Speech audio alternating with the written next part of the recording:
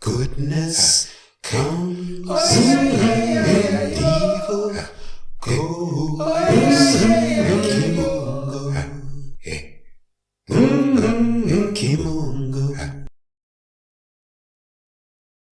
Kimunga Ukombozi, Kimunga Ukombozi, Kimunga Ukombozi, divine liberty, divine liberation, divine freedom, and all that that will bring for African people wherever we happen to be on the face of this earth. Karibu, welcome. My name is Kwende, and today we're going to get into another important subject, and that subject is Garveyism and the Structure of Liberty, Part 1.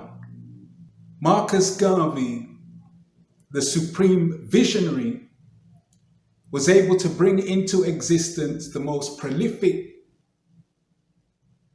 organ mobilizing African souls in thrust of liberty and nationhood on the global stage, unsurpassed.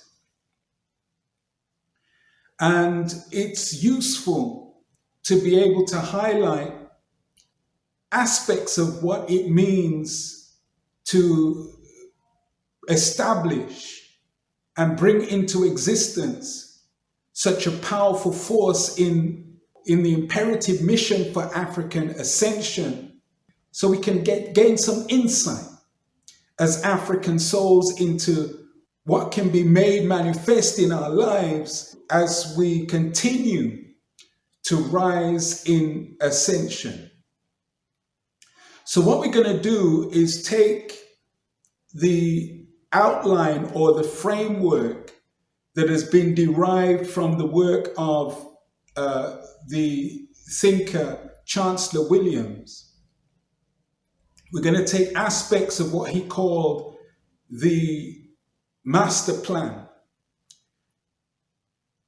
and through the process of creative restoration, we're going to relabel those elements and share some of Garvey's words in relation to a particular aspect over the course of several videos to come.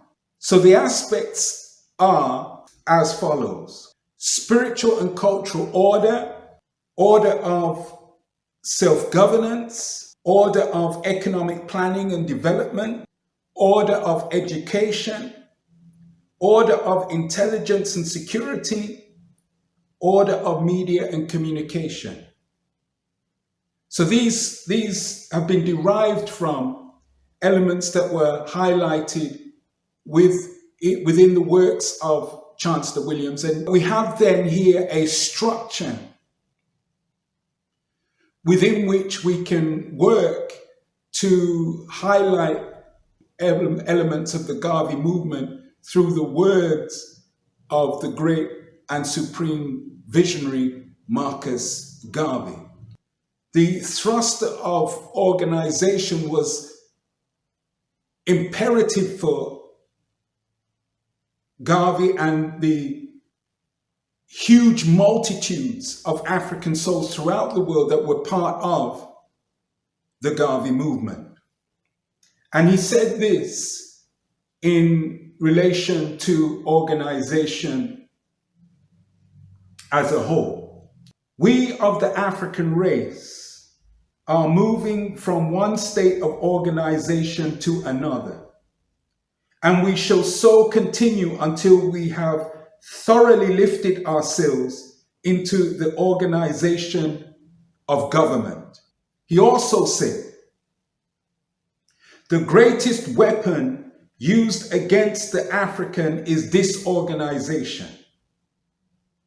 And the word African has been interjected in the original utterance as preferred language within this arena. So do bear that in mind. He also says, all of us may not live to see the higher accomplishment of an African empire. And actually, he explicitly said African empire, so strong and powerful as to compel the respect of mankind. But we in our lifetime can so work and act as to make the dream a possibility within another generation. So we're not only building for ourselves in the now, we're building for ourselves in the now and for future generations, for those generations yet to come. This is insightful and prophetic at the same time. He also said, and remember, this is the upper part of the so-called 20th century, unite, organize now or perish. That is an open challenge if ever there was one. So let us heed those words on the general thrust of what it means to have structure and order, organization, if you will, in our lives. Being part of an organ, working in the interests and betterment of African souls. And as the videos unfold, we'll discuss Garvey's words in relation to each of the other elements of the creatively restored framework.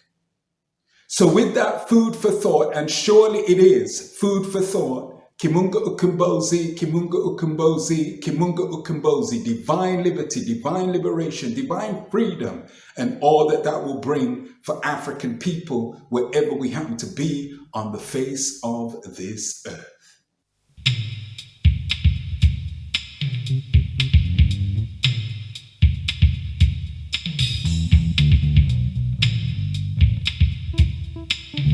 The cry is raised all over the world of Canada for the Canadians, of America for the Americans, of England for the English, of France for the French, of Germany for the Germans. Do you think it unreasonable that we, the blacks of the world, should raise the cry of Africa for the Africans?